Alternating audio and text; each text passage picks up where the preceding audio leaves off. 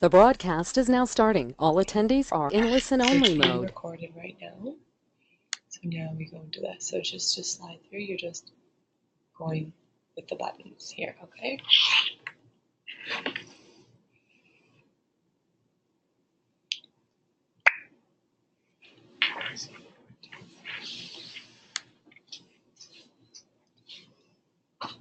Hi everyone, we're just waiting for a couple people to still sign in. It's just a couple minutes to 7 o'clock, so we're still seeing a lot of people coming in slowly. So we'll give you guys a couple more minutes to get settled.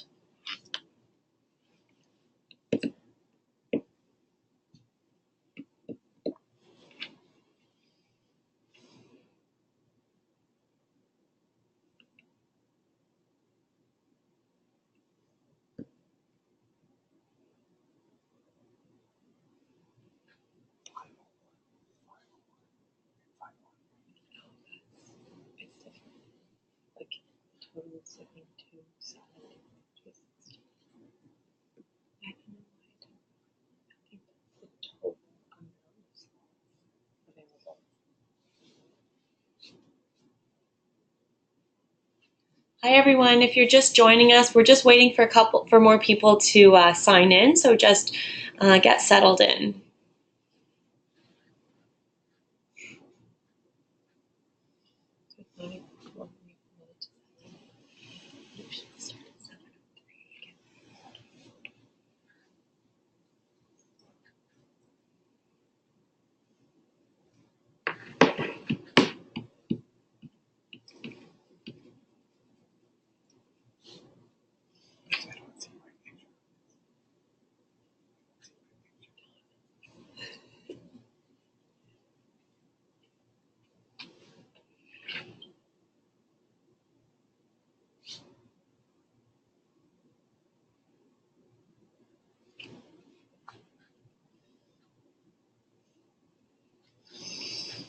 Hey everyone, for those just joining us, we're still waiting for more people to sign on, so you can just kind of get a little bit settled. We're going to give them about three or so more minutes.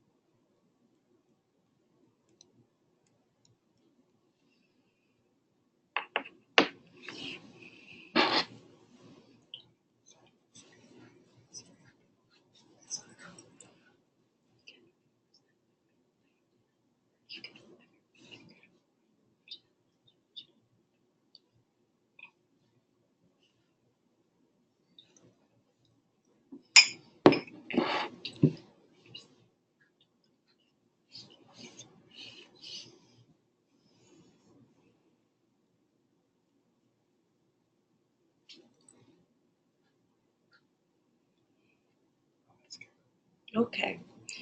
All right, everyone, we're going to get started. So just a quick introduction to Kent, the speaker for tonight's webinar on Does Your Microbiome Rule Your Mind?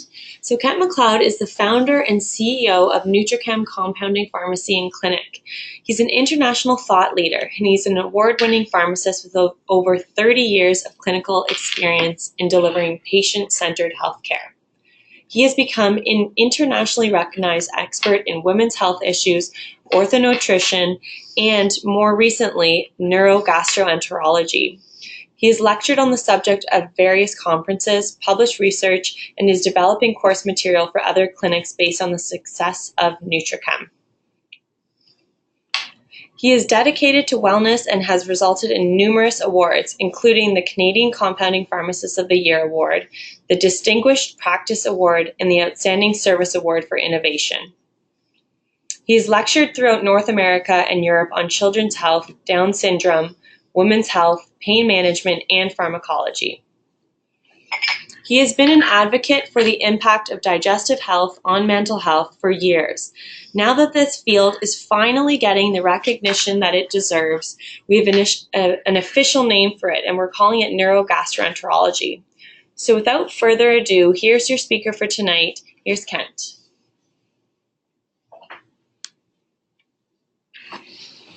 Welcome, everyone. It's great to be here and talk to everyone about this subject that's so dear to my heart for so many years, and it's kind of finally rewarding to see it actually even getting an official name that sounds very impressive, neurogastroenterology. So let's get right into it.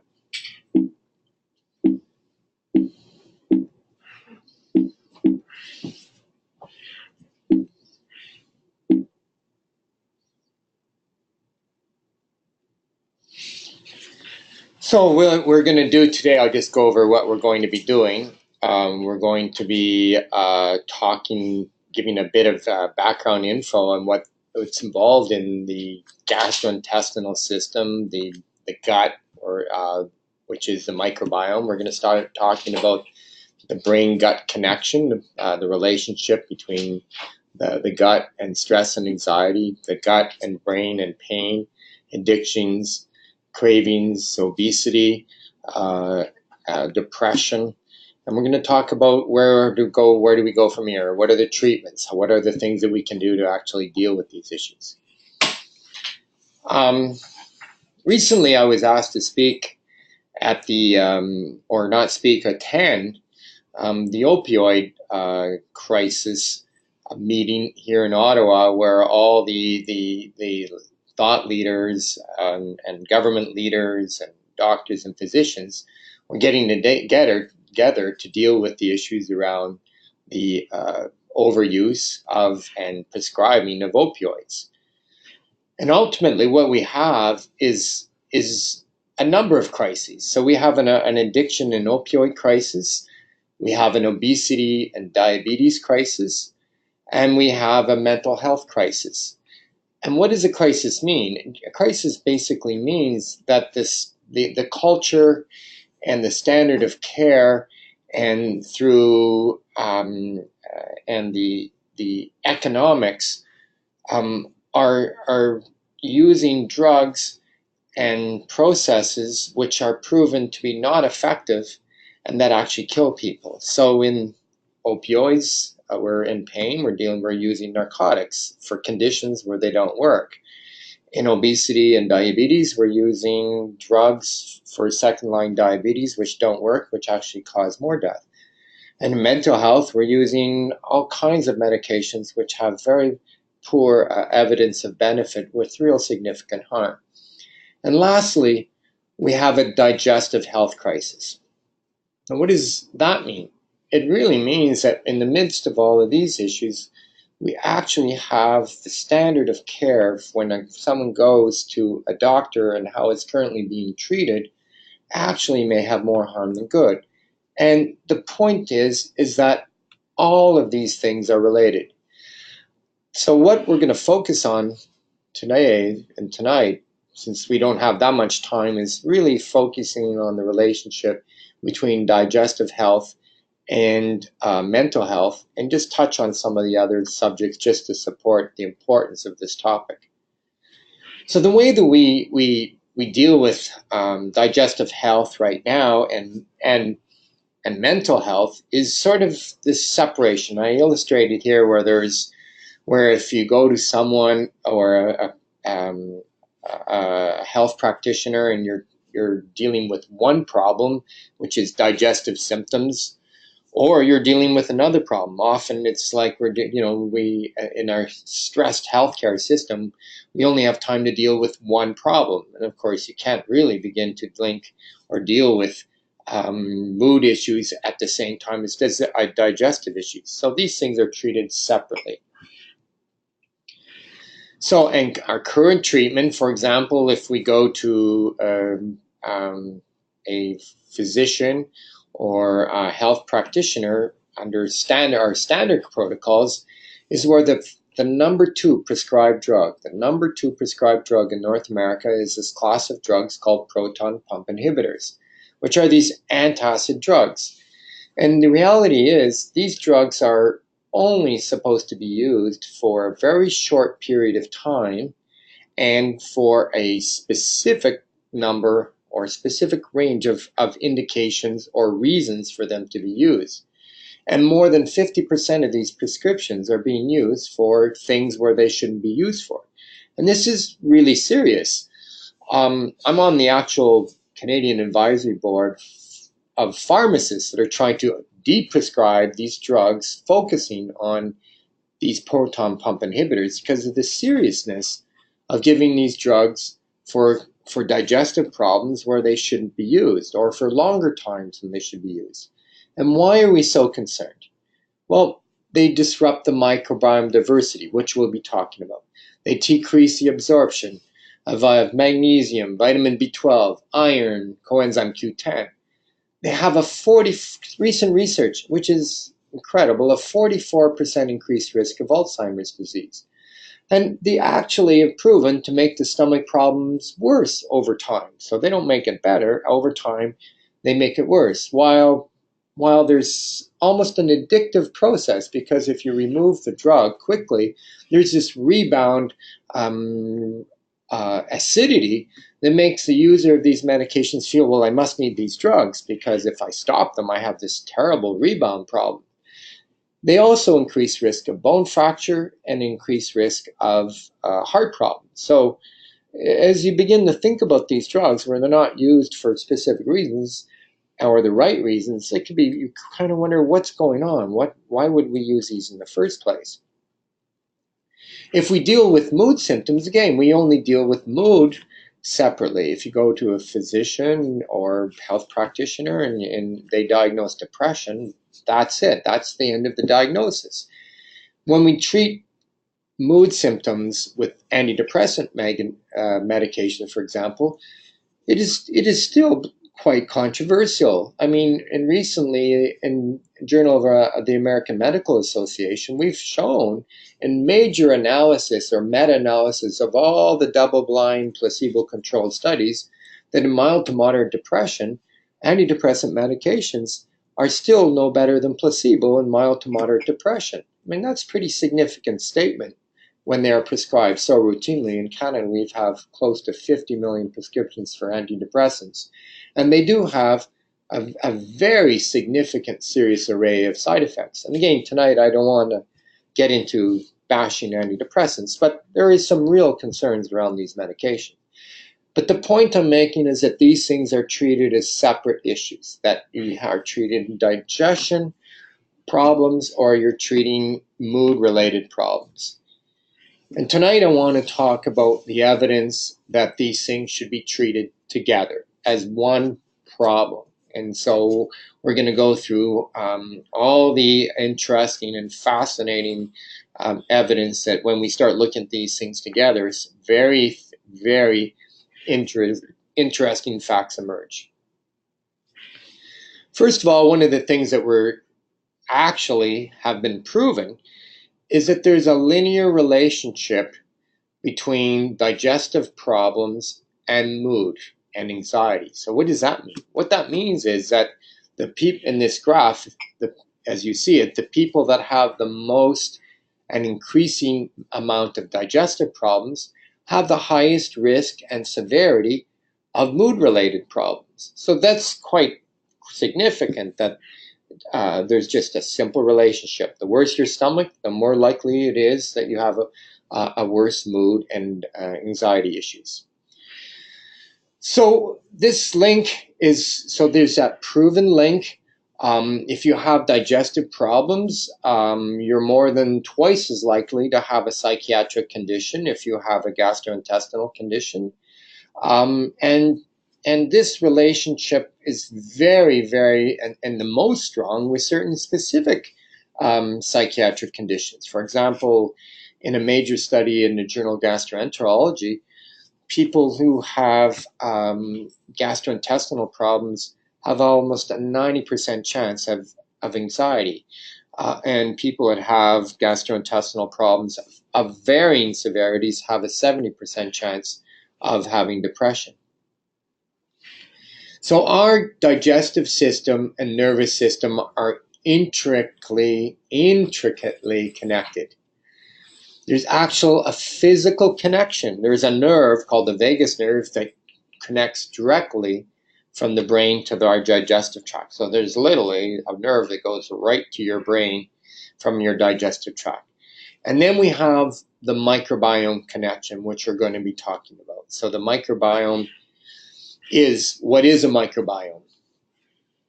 So the microbiome is this approximately 2 kilos, so that's a lot of kilos, of bugs or microbes that are found in our gastrointestinal system in our gut.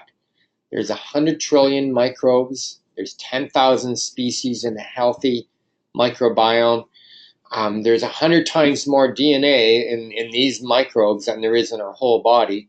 And these things are proved, this microbiome is incredibly biologically active, more so possibly than our whole body. And it has tremendous impact on all of our body systems.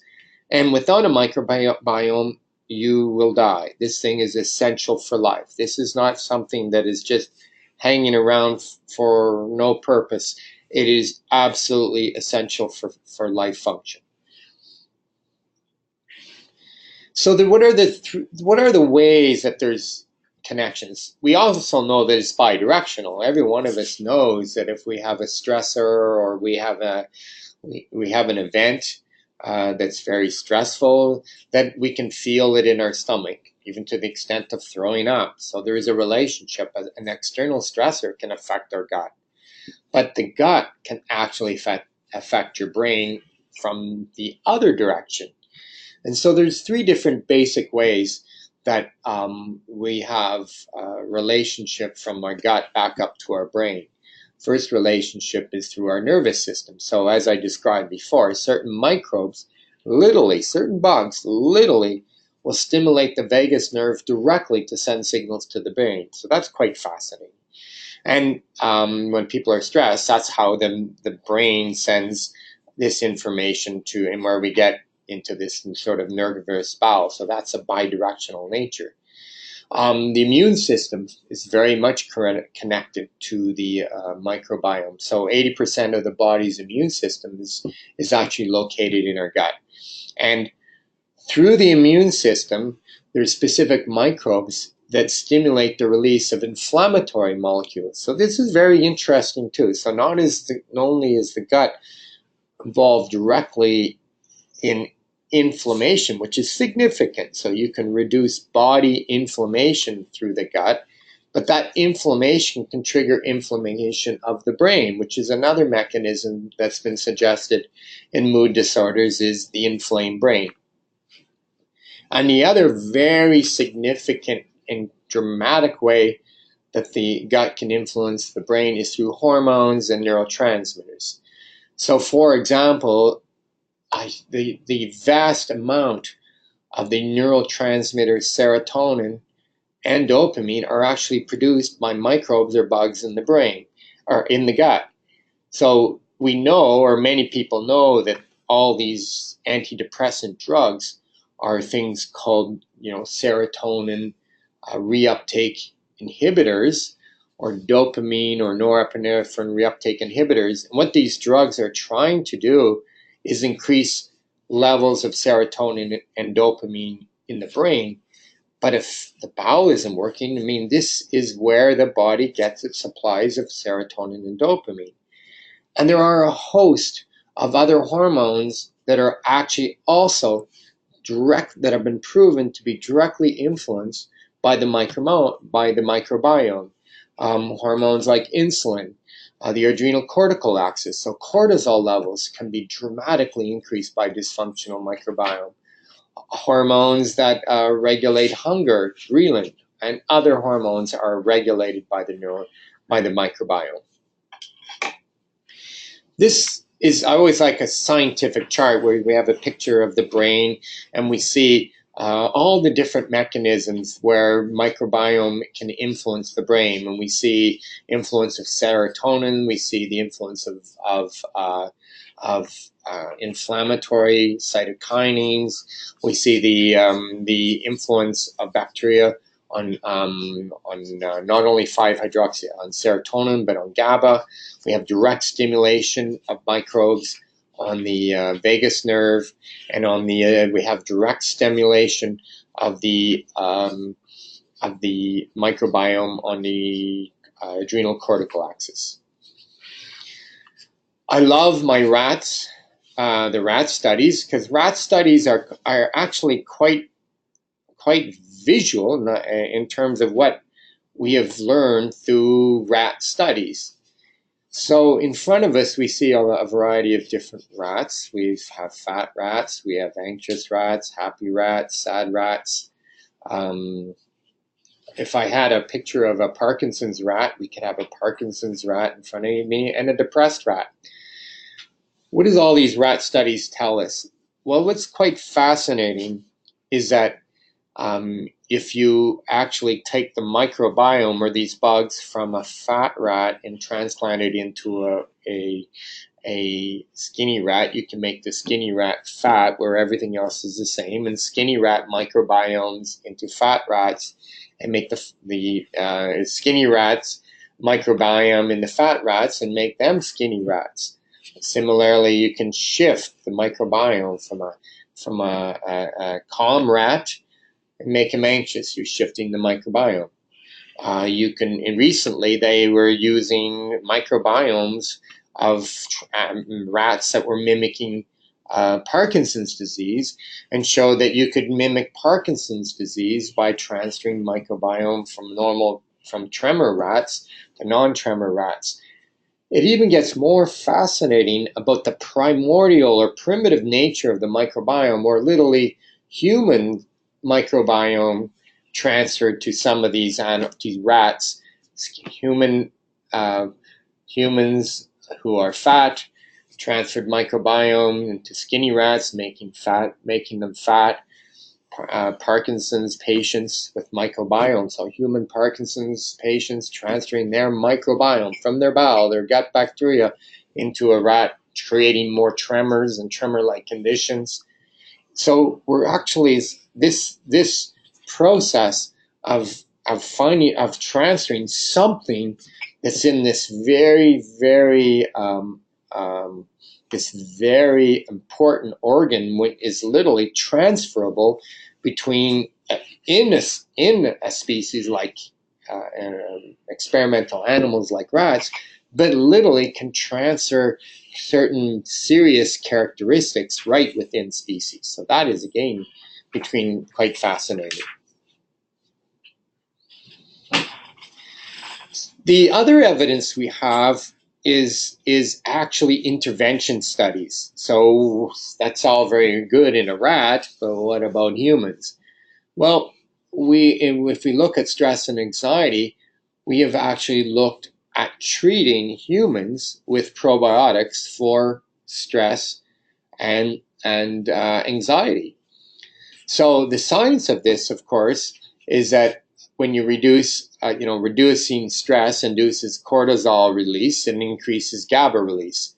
A decrease in stress induces intestinal disruptions through the vagus nerve, and we get increased vagus nerve stimulation when there's disruption in the microbiome. So what do is that when we give certain bacteria strains or that are healthy or probiotics, certain specific strains in controlled studies or placebo studies, we've seen improvements in anxiety. We see improvements in stress-induced GI discomfort, meaning if they're prone to getting stomach upset with stress, this is reduced. They have less colds and flus during stressful times. So again, we have direct evidence that people using probiotics will reduce the severity and incidence of colds and flus. They have decrease in stress-associated diarrhea. And when they gave probiotics, med students prior to exams, they see a significant reduction in cortisol, which is the stress hormone. Again, some of our human evidence is in the treatment of depression with probiotics. And this field is emerging and is so interesting, and it's actually even been giving a new term, is not only the word, and we'll talk about probiotics and what they are when we get into treatment a little bit later, but we actually are giving them a new name, which is called psychobiotics. So literally the influence of healthy bacteria on the mental, on mental health. So we know that certain healthy bacteria increase tryptophan and serotonin through the microbiome. We know they release serotonin, and we know that certain microbes manufacture and release dopamine. So what have we done? We've compared to placebo a significant improvement in mood when we give probiotics, and in double-blind placebo-controlled studies with major depression, we see significant improvement as well, also improving inflammatory markers. We see improvements in depressed men after a heart attack when we treat with probiotics. And we have positive effects, and again, in another placebo-controlled study, just, I guess, positive effect on mood in petrol workers. So I guess it'd be really important, I guess maybe if you're working in the oil industry, that perhaps probiotics could be very important in improving your mood if you're working as a petrol worker. And again, they're even showing that there's improvements in your activity to sad mood. So it's your ability to tolerate and withstand sad mood is improved with probiotics. And again, the new emerging word, psychobiotics. Food cravings are absolutely fascinating. So the science of this is that there are hormones in actually your gut that regulate weight. And microbes can release hunger regulation hormones such as ghrelin and leptin. And then bacteria themselves secrete chemicals to ensure their survival. And these microbes actually affect insulin sensitivity. In a practical way, it's almost like these bacteria that are growing as these separate organs inside your body literally will do whatever they can to ensure their own survival. So they've evolved very specific mechanisms to allow you to create cravings and hunger to actually force you to eat foods that they like to thrive on. It's quite amazing when you begin to think about the power of these things. And we think it's sort of, unusual, yet if you think about it, if we give an antibiotic, an antibiotic will cause a dramatic adaptation with a matter of days to try and ensure survival. So literally within a week, certain bacteria will create certain resistance mechanisms to survive. So it doesn't seem far-fetched that when we feed certain crappy foods into our body, that these bacteria and we feed certain strains of bacteria, they will secrete chemicals to almost force you to continue to eat those foods so that they will continue to thrive.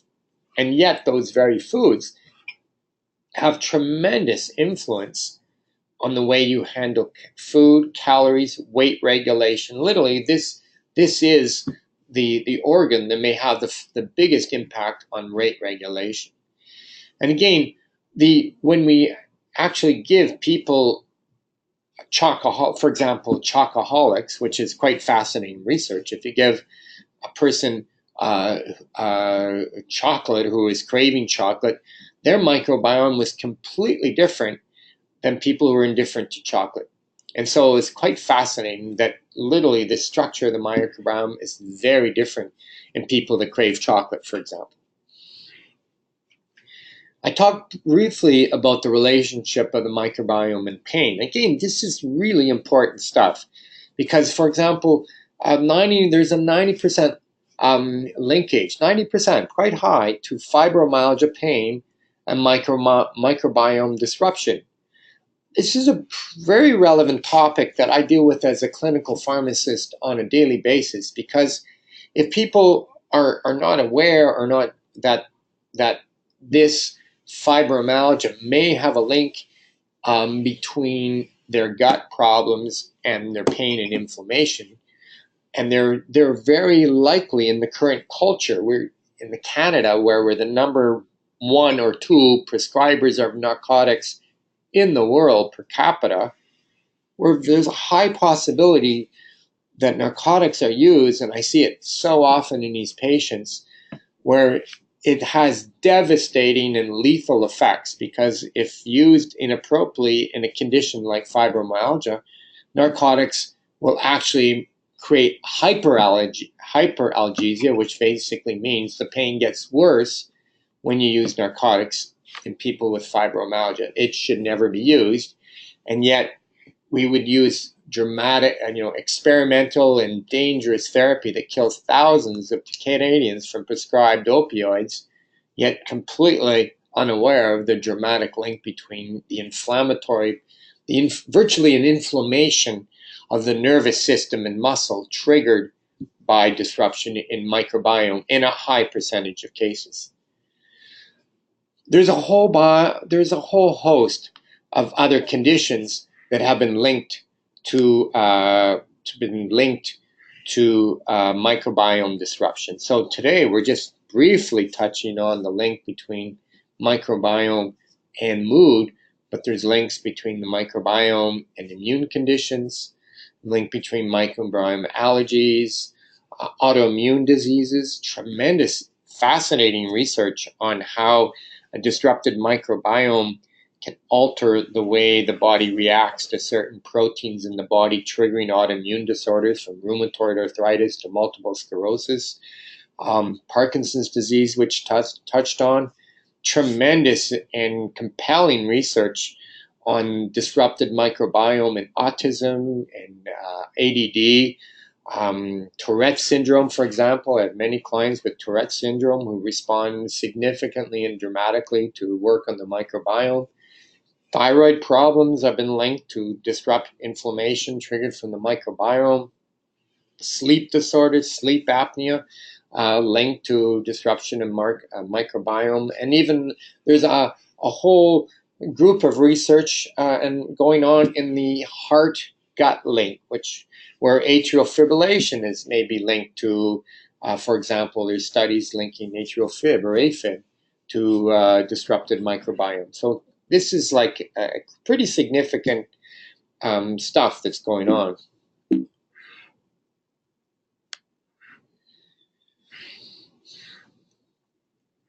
So what I did here was, I put a little mountain here, and this is the way I like to think of the microbiome as this mountain of bacteria that's in our body. And what's it like to have a bad microbiome? Basically, you get more gas. So people that have bad bacteria generally are more gas producing than healthy bacteria, which don't produce gas. It's low, and mild microbiome is low energy, high inflammations, of course, more prone to stomach problems. It's fascinating that many of my clients with certain conditions respond significantly with microbiome improvements, even when their problems aren't that severe. They get all kinds of food allergies. So the inflamed gut triggers food allergies. We see a dramatic increase in children with serious food allergies, IgA and Ig food sensitivities, and it can be life-threatening. This is never, in my day, we never heard of these things. So we haven't changed our genes. What have we changed? We've changed the microbiome. So the way that these bugs in our gut are triggering these allergies. Again, immune system problems, anxiety and depression, talked about the link, food cravings, weight regulation. Often, I've had many clients who were, sadly, until we started understanding the impact of the microbiome, I could not believe they were not losing weight with the limited amount of calories that they were ingesting. And I was one of the uneducated, sort of one of you must be lying to me, because how could you not lose weight when you're eating this little food? But the reality is, once you start shifting microbiome around, then you start seeing significant and dramatic weight loss without restriction, without really being that concerned about calories, which is quite fascinating. What's a good microbiome look like? Well, what are the symptoms of it? It's healthy digestion, high energy, less gas and bloating, improvement of digestion, less food sensitivities, healthy immune system, stable mood, no cravings, and it's easy to maintain weight. It's easy. Almost like we get it. I think I get into these words like he's a slow metabolizer and a good metabolizer. Complete nonsense. It relates to the structure of the microbiome. So how do we get there? So that's what we're going to talk about now. And I put these mountains together because I think we have to start visualizing that. You have to kind of break down this structure of this bad mountain and then start repairing this good structure. And I think it's too easy for us to kind of look for quick fixes, and that's something we'll be talking about. Is that, and I was recently this week on a talk show where a woman called in and said, all right, this is all really good, but what's the product I need to take? And I think that's the problem, right? That she was looking for the one product, trying to kind of jump from mountaintop to mountaintop without realizing you have to really change the whole structure of this thing, of the bad mountain, and then sort of climb down bad mountain before you start growing good mountain. So how do we do it? Well, we have to look at, these are the elements of bad microbiome to good microbiome, and you can see that it's not one product, it's a process, and that's so important. But the process, and I will emphasize this more and more several times, the process is actually quite dramatic over 30 days, meaning it can happen dramatically quickly, but not overnight. And then these side effects are unbelievable. Normally we deal with, if I'm dealing with drugs, I'm dealing with all these list of problems, but my God, look, the side effects can be all generally good. So what is lifestyle? So you have to manage stress. So serious amount of stress has adverse effects on your microbiome. So you have to look at stress management issues, because they actually does have a negative impact on the health of your gut. We have to limit insults to the microbiome. Antibiotics are devastating to the microbiome. 30 years ago, I was on committees of pharmacists trying to limit the use of antibiotics to conditions where they only were proven to be effective. And it was a waste of time, because the physicians would say, why are we concerned about antibiotics? It's better to be safe than sorry.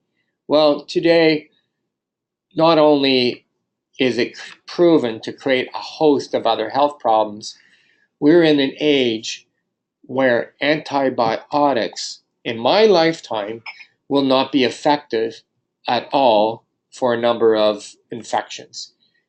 What does that mean? It means that, interestingly, the use and understanding of the microbiome is the actual future of individuals trying to change the death rate from antibiotic of certain serious infections. So right today, certain probiotics are proven to be more effective in certain conditions than antibiotics. So this topic that we're talking about is going to be relevant. I had a patient today who was in his 30s who'd been on repeated antibiotics, and I said that were not effective. I said, in your lifetime, antibiotics will not be effective, so you have to learn about what we're talking about. Proton pump inhibitors, again, another health disaster to the microbiome. Number 2, prescribed drugs.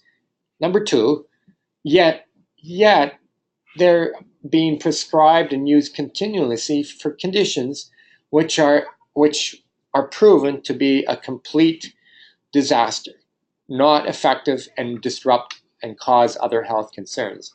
And this is not just me as a pharmacist. This is like University of Toronto, McGill University, and the Canadian government trying to educate pharmacists and doctors on the proper use of these drugs. And again, it's a health crisis where we're creating serious problems at costs of billions of dollars with no awareness of the serious implications of a prescription that has some significant long-term consequences. The subtleness of the microbiome was also fascinating, even in birth. So we see dramatic differences in a C-section baby who gets the microbiome of the hospital versus a vaginal birth baby who gets the microbiome of the mother. And what is the differences? We're proving that there's significant differences in allergies, eczema, atopy, and other health conditions related to the benefit of vaginal birth versus C-section. In England, they're actually proven that if you give a vaginal swab of the mother and give it to and put this vaginal microbiome in the mouth just after birth of a C-section baby, the newborn infant will have less allergies, less sensitivity, less gastrointestinal problems, and have the equivalent risk of serious allergies as the mother from vaginal birth. Quite fascinating research that should be just routine because it's low cost, significant benefit. Even breastfeeding is proven to have a different effect on microbiome.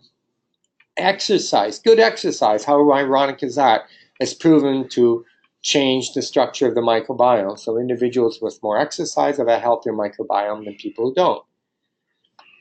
Diet. So diet is the fuel of the microbiome. What we've shown and what has been shown is that you can shift the structure of the microbiome within 30 days. So what we do at NutriChem and with our team of nutritionists, naturopathic doctors, pharmacists, medical doctor, that we start with these 30-day gut makeover diets, which actually create within a very short period of time a complete microbiome overhaul. And this diet is specifically designed according to research to select for healthy microbes and eliminate pathogenic or disease-causing microbes. It's basically high vegetable and fruits, fiber, protein, and good fats. I mean, how crazy is this? And essentially, it's removing processed foods and removing inflammatory foods. And again, it's not as easy as you think because our microbiomes are addicted to crappy foods. We also use anti-inflammatories. So what's been shown is that because most people with a bad microbiome have a huge inflammatory component to it. And there's also this film, these biofilms, this also make it hard to disrupt. It's almost like the bad boys are in lines, linking arms so that it's hard to knock them out. But we use anti-inflammatories to improve the effect of probiotics. We move, of course, inflammatory foods if we have to, and things that have anti-inflammatory components to it, to the microbiome, is curcumin. So curcumin has been used as a herbal anti-inflammatory for hundreds of years and is proven to be an anti-inflammatory. But isn't it fascinating the effects of curcumin have been proven perhaps to be in the bowel, where curcumin is shown to disrupt this inflammatory bacteria and not touch healthy bacteria. So it actually may have its roles in the bowel. Similar with quercetin, which is a polyphenolic, which is found in, guess what, fruits and vegetables, and again is powerful anti-inflammatory. Good old fish oils also. Fish oils absolutely support healthier anti-inflammatory bacteria. And so we use anti-inflammatories to get better results from probiotics. Prebiotics. So prebiotics is really another word for fiber. So fiber is essentially foods that humans can't digest. And it's the fuel of generally healthy bacteria. So good food feeds good bacteria, bad food feeds bad bacteria. It's pretty straightforward. And the basic Canadian recommended dose of fiber is 35 grams a day. I mean, that's standard, conservative, basic fiber recommendations to reduce the risk of colorectal cancer and improve good gastrointestinal health. The average Canadian gets 15 grams a day, so we're less than 50% of the amount of fiber that we need to fuel a good microbiome. The selection of prebiotics is very interesting and very important. Different fibers grow different bacteria. So fruits and vegetables, artichokes, leek, Brussels sprouts will grow each one of these things will grow different strains of bacteria. And then when we use fibers, supplemental fibers like guar gums that we use in our GastroGarb, or inulins and fiberific, or psyllium or flax seeds, you see very individual response and outcomes, which is quite fascinating. Where today I had someone that said, oh my God, this psyllium saved my life, and the next day someone will say psyllium gave them so much gas I nearly was trying to kill them. So similar, and again, which we'll talk about a little bit later, is how certain fibers can be the right fiber at the wrong time and the right fiber at the right time. So it's really interesting how important fiber is and the right selection of fiber. And then, of course, probiotics. And it's, I think I back in the day, 35 years ago, there was only 2 probiotics that were made. I made like the second or third probiotic that was available in Canada 30 years ago. And it just was, even the evidence then was quite compelling. Why would we not use this versus something else? And, over 30 years, I just saw so many improvements with simply giving probiotics. And really what you're doing is giving live bacteria microbes to either a supplement or the diet. And really you're taking these things to repopulate the microbiome with good bacteria. And you can find, live microbes in fermented foods in every society in the world. And I don't think it's random, but every society in the world has their own type of fermented food that's part of their staple of their diet. And again, this is not random that these people have through evolution in thousands of years, that certain societies have included fermented foods in their diet, from sauerkraut, yogurts, kimchi, kefir, kombucha teas, all these different things. Very fascinating and effective ways to improve bacteria in your diet. Now, probiotics it's very complicated because there's thousands of species, and very simple. These things are really effective.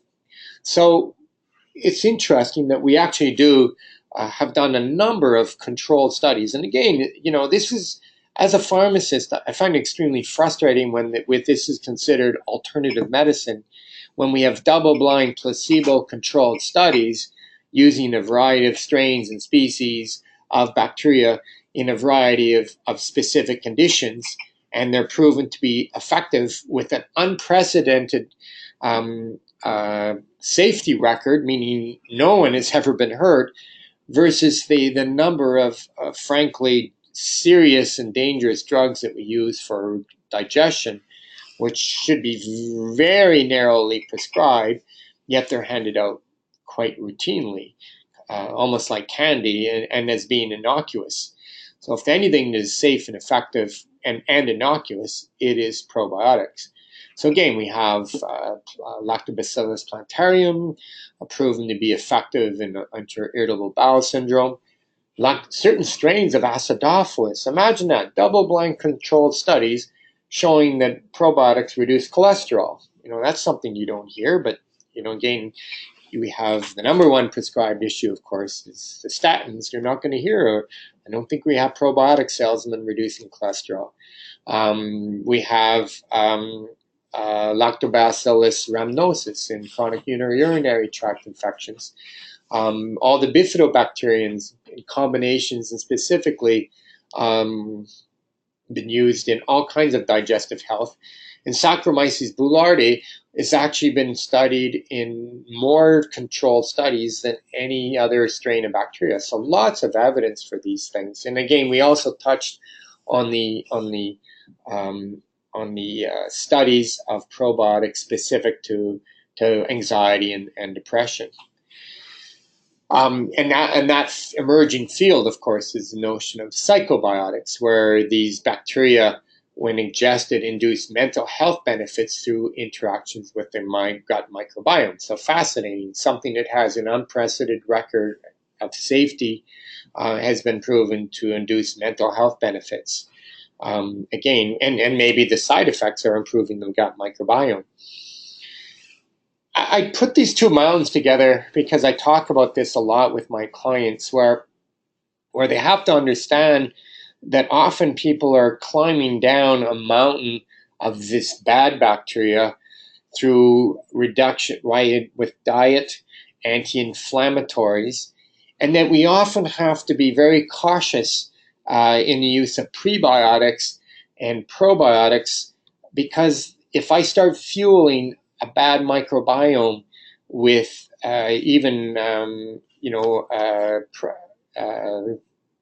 probiotic foods or prebiotics, you can create a lot of gas and bloating. So you can literally cause all kinds of problems when you start putting too soon prebiotics or fiber into someone that's already got a messed up microbiome. So we have to do this in you have to kind of climb down the mountain, and then you kind of got to climb up the other side. Many of my clients, interestingly, have on their own have done a lot of amazing stuff with food restrictions and allergies and all this, and they often get stuck, I call it, in this valley between the two mountains, where they're actually sensitive to food, they can't eat sugar, they can't tolerate any wheat or dairy, they become very restricted in their diet, and they've moved from a bad situation, but they're sort of stuck in that valley. And those people actually are in the middle of this sort of coming off the bad to good, and they have to be able to, and we have to actually find the right combination of probiotics and anti-inflammatories and prebiotics to start fueling the good microbiome, because a good microbiome is really stable too. It's a good mountain of healthy stuff, and it's hard to push someone off a bad microbiome, because that's actually a really healthy place to be, and they can tolerate foods. They can handle different, handing products and things that are not good for them once in a while. That's the nature of a healthy microbiome. So when people are sort of just stuck, then they're in kind of like a tough place to be. And sometimes I call it, we have to rescue them from this sort of in la la land in the valley. I'd like to kind of finish and talk about an interesting article in the Yale Journal of Medicine. So here we have, Yale, which is sort of a top university publishing their own journal of medicine. And imagine this, in the fall of 2016, this statement. It almost made me fall down off my chair, where it said the following: diet, gut issues, and eating behaviors should be reviewed and treated before the use of a psychotropic medication. So that's the actual, as I say, the most one of the this is standard medicine. Forward-thinking standard medicine is saying this is the way we should be moving forward. And I couldn't agree anymore. I mean, ultimately, if we are, doing this, then this will change the actual progress of the mental health crisis that we're facing. And we are facing a mental health crisis. I have lectured to psychiatrists and doctors on this issue. And in Canada, we actually, in the next 30 years, the direct costs of drugs, doctors, and mental health hospitals and mental health is going to be $2.7 trillion frankly, with processes that really are possibly have very little benefit and very serious risk and adverse effects. From here, I'd like to take some questions, and so if people have questions that why they want to answer, I'm going to be taking some questions that I see lots coming in here, and sort of the takeaway for us is that what we want to do is that if you book with any of our health team, and we do have I do call it a health team, which I'm really proud of naturopathic doctors and nutritionists and clinical pharmacists, where we actually work to actually change outcomes, starting always through the gut, and then working through the chemistry and into the brain. And so this is where we always start. So when people want to get better with this, you generally have to see one of our clinicians. But if you do book with us, and you cite that you're here listening to my webinar, because I think this is the people that have already listened to this are already dealing with already most of the issues that we have to explain in a consultation, then you can actually start right away with our 30-day gut makeover protocol. So and you don't need to kind of wait to see someone. You can. So once you book, we'll send you a copy of the 30-day gut makeover protocol, and you can get started into a new life, into a new microbiome. And you can start before seeing us.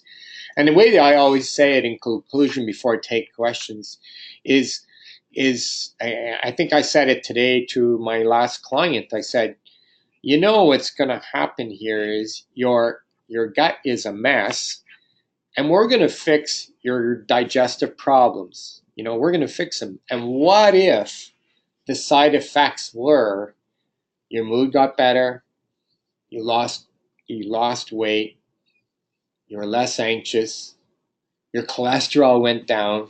I mean, what if all these things happen as a side effect of us finally, for once, the first time, actually really beginning to get to the bottom and improving your digestive system? So that's pretty cool, right? When you get to have that kind of conversation with people, when you just get to talk about benefits. So if my assistant here can help me get through this list of questions, that'd be very interesting. Can you just click on it there? Can you just click on it? Yeah.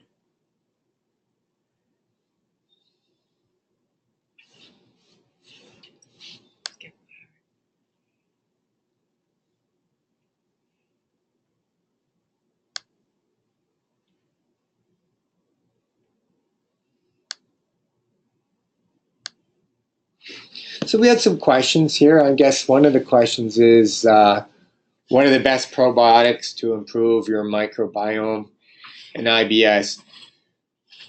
As a clinical pharmacist, you're always looking at evidence-based products. So, there's certain products and strains that are proven to improve the microbiome.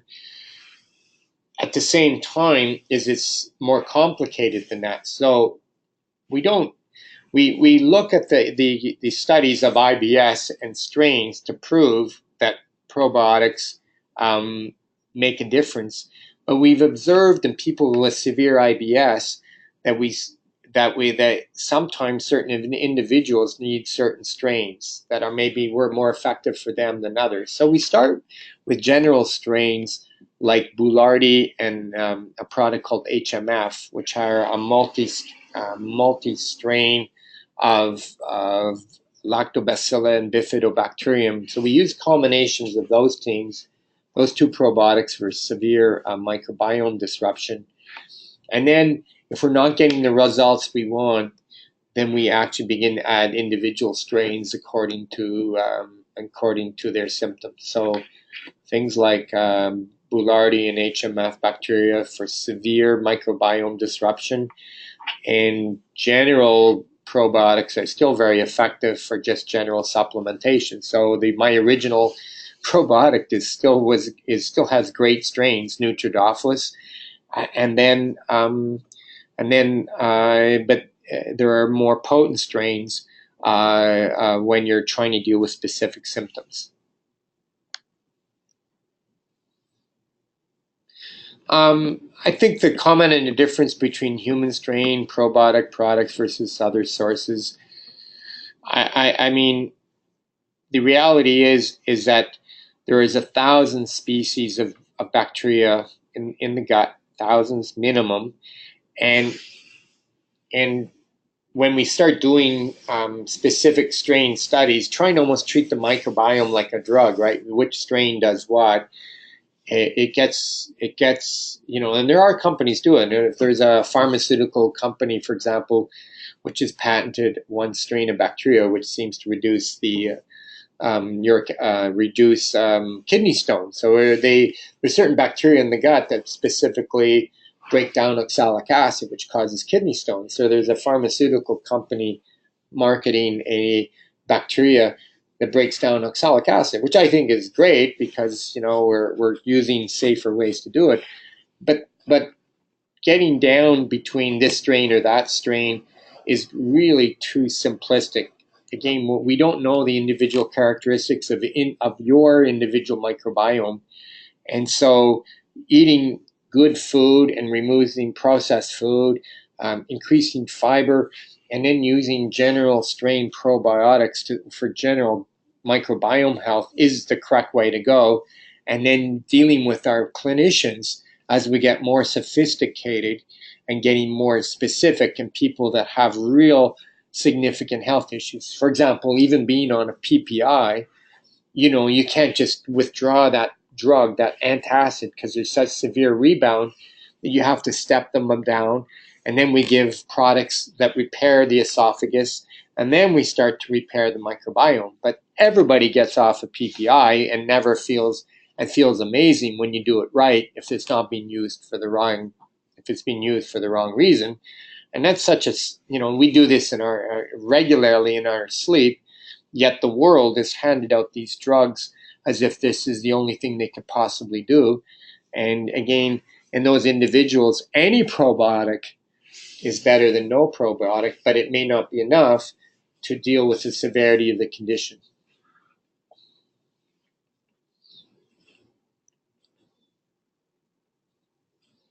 Great. I think that's enough. I don't want to keep going. And you've been here a while, so I appreciate you listening to me. This is being recorded, so if you do want to get copies of this webinar for your friends and for yourself, then absolutely we can get you a copy of this. So it's been my pleasure talking to you. I hope this has been helpful for you.